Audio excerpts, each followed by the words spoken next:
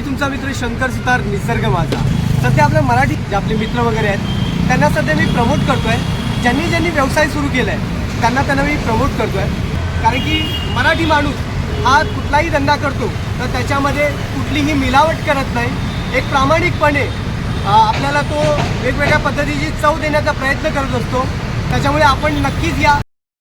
तर मी आपल्या जोगेश्वरीच्या सर्व मित्रमैत्रिणींना आवाहन करतो की नक्कीच दत्त टेकडीच्या बसस्टॉपच्या बाजूलाच आपला मित्र उमेश गाडीगावकर याने चायनीज भेळचा धंदा टाकलेला आहे. जोगेश्वरीचा JVLR रोड आहे त्या रोडलाच लागून हा धंदा आहे. नक्कीच सगळ्यांनी या आणि एक चायनीज भेळची एक अनोखी चव चाखायला विसरू नका.